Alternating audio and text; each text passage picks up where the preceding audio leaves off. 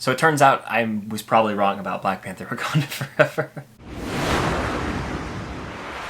What's going on, guys? I'm Chris, and welcome back to another video. I'm joined by my lovely lady friend Cam. How you doing, Cam? Good. It's been a while. It's been a while. I feel like we've never made a video together.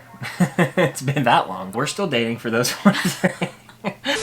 And we just watched Black Panther Wakanda Forever, my second time, her first time seeing it. Yes, he was out of town, and I don't like going to the movies by myself. 12 in the afternoon, so it was like an empty theater. Low stress, I'd already seen the movie. I always enjoy seeing movies twice before I get my review out, but it was like nice to kind of marinate on it and watch it again and have a very new experience with it, because I enjoyed this movie a lot more than I did in my initial review. Now, it's worth noting that when I first saw this movie, I was very tired. I was also in West Coast time, so I saw it at 6 o'clock on the West Coast, 9 o'clock in my body time. So I was sort of dozing off during the movie, and I feel like I actually got to fully watch it this time, which was for the better. This is going to be sort of a spoilery video, so heads up if you guys haven't seen it, but I want to get your quick thoughts before we go into my rewatch. Okay. I enjoyed the movie, very much so. It felt very much like old Marvel, which I enjoyed. Yeah. I got like elements of like the Winter Soldier with them being on that like ship in the beginning. Lots of elements just gave me like the vibes of Phase 2, Phase 3, which I enjoyed. Wakanda Forever and Shang-Chi and No Way Home are miles above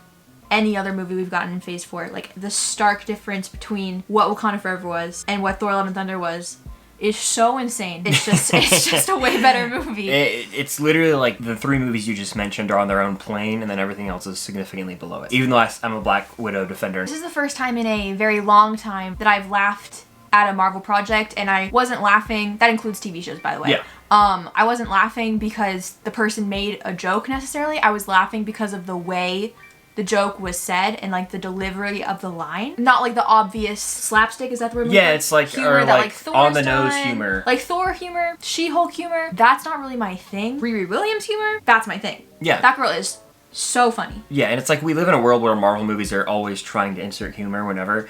And this movie feels way more natural. Like, they again, didn't make a joke for like 30 this year minutes. in Multiverse of Madness, even in No Way Home, and in of course Love and Thunder, like it almost felt like those movies were trying to run it as a comedy for like half the time. Like, this movie knew exactly when to take itself seriously, and first and foremost as a drama that puts the characters, you know, at the forefront, which I'm very happy with. One complaint that I had when I first watched the movie was that it was long as hell, and I still stand by that. Movies are allowed to be long. Yes. But there were pockets of this movie where I was losing interest, you know, notably some subplots involving like Nakia and all that. But I think on rewatch, when I was kind of able to appreciate it more, not zone out as much because I was fully alert, it all flowed a lot more seamlessly to me. Like, every character that would pop up, you know, Val's in this movie, and people have complained about that. She shows up at the aftermath of the bridge fight scene, and it makes sense. And Nakia's there, and she ends up saving Shuri and Riri Williams, so it makes sense that everyone is there.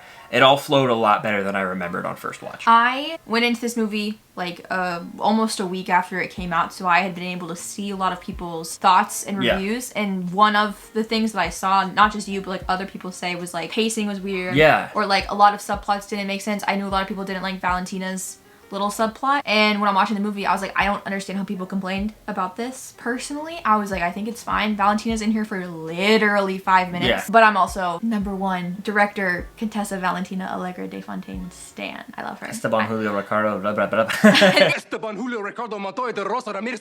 Like, I was laughing when she was on screen, but when she walked up to that guy and he was like, hi, I'm whatever, I'm head director on the case, and she's like, okay, good for you, show me what's going on. She was like, what, 5 minutes out of a 2-hour and 40-minute film? Yeah. Be very serious with me right now. Like, that didn't take that much time out of your day to be setting up future projects. Yeah, I think it's a fair point to make as well, that like a lot of us, you know, me included, have kind of critiqued Phase 4 for not having a connective tissue, you know, a through line for each movie. Well, I have to give credit for Wakanda Forever for introducing new characters and continuing on, like Val. I'm going to call her Val. You know, she's going to be the main player in Thunderbolt. She's going to be in New World Order. And they're throwing her in wherever they can. And it's not like it feels really out of place. She's literally investigating the aftermath of the fight on the bridge. Thunderbolt is set to come out in 2024. Yeah. And it's going to be the final movie of Phase 5. And so it's going to be an important movie. They have 2 years, maybe a little less than 2 years, to start laying groundwork for the Thunderbolts. And people can complain about Valentina showing up in like a bunch of projects here and there, and go ahead and complain about it. But if she wasn't, then when Thunderbolts comes out, I know people would complain like, oh, well, this matchup doesn't make any sense. All of these characters being together makes no sense. And it's like, do you want the groundwork being laid, or do you want to be confused when Thunderbolts comes out? Which one is it? Yeah, I mean, it's what the MCU's always done, you know. Nat showed up in Iron Man 2. Nick Fury was always showing up in the post-credit scene of Iron Man, and he was in Iron Man 2. They've always done this, and I think people have kind of gotten away from it. You made a great point earlier when we were driving home from the movie about how people confused a cameo with setting up a new character. People confuse cameos and new characters, I think, now. Because, like, I saw some people complaining about Riri Williams in the movie being like, her plotline didn't serve too much, and, like, her being there wasn't all that necessary. And I'm like, it is necessary because she is a new character that we're going to see soon in the future with her show, and she's going to be around for a long time. Killmonger, in this movie is this pure cameo. Like, those are cameos. Like, Killmonger is a cameo. Not even Valentina and Ross are cameos, because those are characters that are, like, they actually have ongoing. meat on the bone. They have stuff to do. Yeah. Yes, like, those are ongoing characters. Killmonger is a cameo. Comparing my first watch to this new watch of the movie, any new movie that comes out, I like to usually watch it twice and let it marinate. And so I was kind of still processing my thoughts when I made that first review. And again, I never said I really disliked this movie. I had issues, but a lot of the issues got kind of ironed out or smoothed out. Just watching it again, a little more alert. I think Namor still is one of the better Phase 4 villains. They fully flesh him out. He's very understood. It's like, and like little details that I was not picking up on like made more sense to me. Like for example, when the machine that Riri Williams like built like shows up on the beach, you know, next to the Queen, like that wasn't there before. Like Namor put that there, right? Yeah. So little things I was like, wait, what? Like I just pick up on little things. Like I guess it's just a slip. You know, you blink and you miss it type thing. Well, I'm not paying attention. especially for you for this particular instance, you were so I was almost tired. Like he was not there. It's like going into a test after learning the material once, like through clicking through a PowerPoint. Yep, that makes sense. 2 watches I think are always beneficial. Yeah, I mean, I always, you know, my favorite scene the first time I watched it was the fight car chase leading up to the bridge. That was still my favorite scene. I love Marvel when they do stuff on bridges. It's so great. It's so good. And I couldn't talk about these 2 things in my regular review, so I'm gonna talk about them now. Number 1, I'm glad that they left Namor alive, because I said if they killed him, it would have fallen victim to introduce a new great villain and kill him immediately. Thank God he stayed alive, so props to Marvel for that. And also, still on the fence about the way they killed Queen Ramonda, and I think they brushed over it a little quickly, in my opinion. It kind of... Like, I feel like they didn't resonate in that moment enough.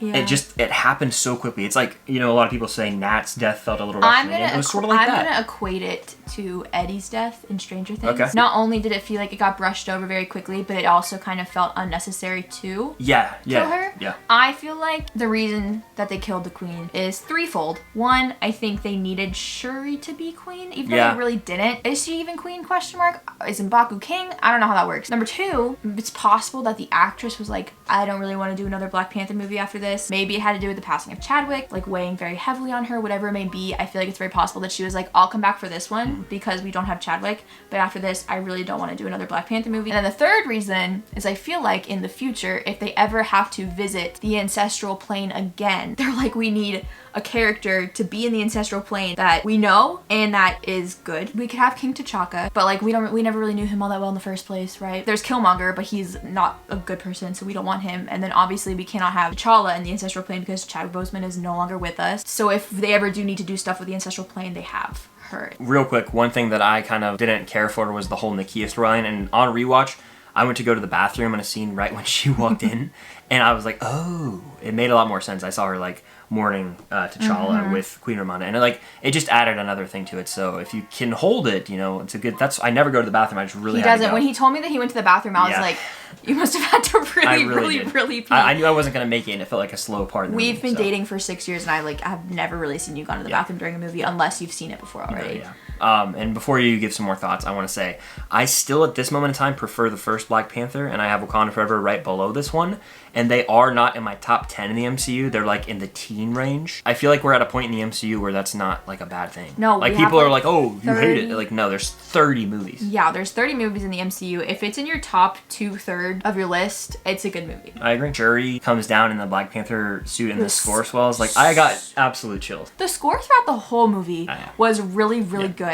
Her specific score, like her Black Panther music, is so dope. All of it. I was like vibing the whole time. I love the Dora Milaje. In the 3rd Black Panther movie, I look forward to seeing more of them. I love seeing them fight. I think the final fight scene in the movie was sequenced really cool. There was like a really cool moment where one of the Dora Milaje like kicks off the boat and she's doing like this like flipping it in the air and she's like suspended and then like Shuri's underneath her and it was like I leaned over to Chris. I was like, that's so freaking cool. I liked the choreography in the final fight scene quite a lot. Yeah, there was a lot of dope moments like that for sure, and things that I just forgot when I first saw it. Riri Williams, absolute scene stealer for me. And overall, so Wakanda Forever with ease is the best MCU film of 2022. It's not even really close in my opinion. And it's a solid, I'd say it's top 3 Phase 4 movie for sure, and you enjoyed it a lot.